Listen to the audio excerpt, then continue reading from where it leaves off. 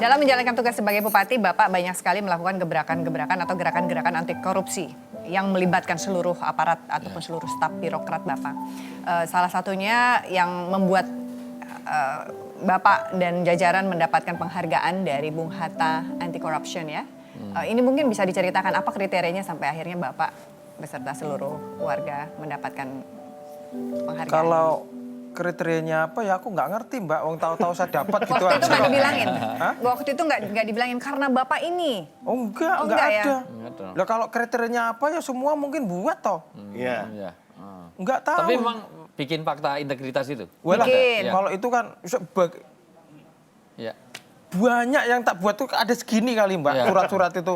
Contoh ya, saya buat surat kepada kepala dinas. Jika ada orang yang memanfaatkan nama saya, mengatasnamakan saya, keluarga saya, adik saya, kakak saya, tim sukses saya atau siapapun juga, kalau yang mau minta proyek atau minta fee proyek, jangan Dilayani. dilayani. Surat ini agar ditempel di belakang kursi saudara dan di atas meja saudara. Itu contoh. Itu contohnya ya? Contoh satu. Berarti itu bisa jadi kriteria juga tuh Pak. Terus kemudian? Yang kedua fakta integritas. Itu semua kantor Ya, oke. semua kantor, kepala dinas. Yang ketiga, kontraktor itu setelah dapat Tendernya, tender ada SPK. Ya. SPK, ya. Biasanya kalau dapat SPK, sampean kontraktor seneng nggak?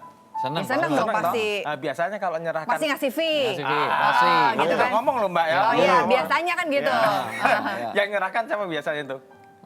Ya mungkin, Bapak. ya bapaknya. Kalau saya enggak Mbak. Jadi yang terima SPK itu, kontraktor itu saya kumpulin semua. Kemudian kepala dinas saya kumpulin, wartawan saya kumpulin, LSM saya kumpulin, yang mau di situ semuanya menandatangani fakta integritas lagi. Yang isinya dari kontraktor menandatangani fakta integritas itu adalah bahwa saudara sudah bekerja menggunakan uang rakyat Batang. Oleh karena itu jangan sekali-kali menyakiti hati rakyat Batang. Tanda tangan serekes-serekes. Masih banyak Itu loh Mbak. kriteria lain. Diceritain lagi dong Pak, apalagi? Itu kan bisa jadi kriteria tuh. Bikin pesantren di pesantren di LP ya? Betul, katanya ada 30 narapidana yang hafiz Quran juga Pak. Kalau mau dapat remisi harus hafal Quran dulu gitu. Enggak lah, gini. Ini yang mana dulu ini? Gitu. Oh, semua diceritain. Kita nungguin ceritanya Oke, Bapak. gini, Ya. saya ceritain yang Hafiz, yang surat-surat dulu ya. narapidana. Ya, surat-surat. Oke, surat-surat. Baik, setelah itu kan saya bekerja itu menggunakan dua hal Mbak. Dengan menggunakan sistem, ya Bupati itu bekerja menggunakan sistem, dan ada SDM-nya, SDM-nya adalah birokrasi. Nah sistem ini yang tak upgrade, tak revolusi. Saya gimana caranya yang tadi itu? Ya itu Contoh ke contoh-contohnya. Mbak Risma, guru saya, kemana itu. Dan kemudian dari hasil itu, saya ambil SDM-SDM yang mumpuni. Sehingga dalam proses lelang pun, saya yakini sudah ketat. Dan alhamdulillah dengan menggunakan sistem yang baik, SDM yang baik, setiap tahun anggaran saya bisa mengembalikan duit negara kepada kas saya itu minimal 10% dari uang proyek, bayangkan. Puluhan miliar setiap tahun saya selamatkan. Duit istilahnya dulu yang nggak tahu kemana, ini bisa balik. Kok pinter Mas? Iya. Kan dengerin Pak. Kan udah dapat juga. Pemanfaatan itu biasanya untuk apa Pak nanti akhirnya? Alokasinya Kan dikembalikan lagi kas negara, kan Ya. digunakan lagi untuk tahun berikutnya. Oh. Dan alhamdulillah, lah di samping itu saya juga tanda tangan fakta integritas dengan akademisi, dengan UNES Semarang. Ya. Izin Pak, saya potong. Bukannya pengembalian biasanya masing-masing kepala daerah itu inginnya tidak ada pengembalian. Berarti kan kalau ada pengembalian penyerapannya salah, menjadi tidak Mbak. baik atau gimana Pak?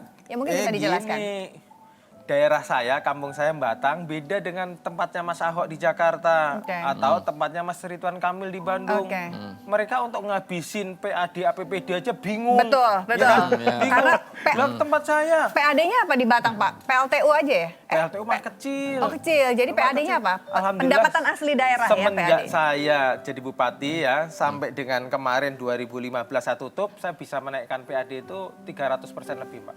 300% lebih. Artinya udah nggak butuh lagi kucuran dana APBN ke APBD dong ya? Ya butuh toh. Masih butuh. Kirain udah naik 300%. Tapi sudah bisa kembaliin 10%. Harusnya yang betul-betul dilihat bisa memanfaatkan APBD dengan baik, harusnya pemerintah pusat melihat.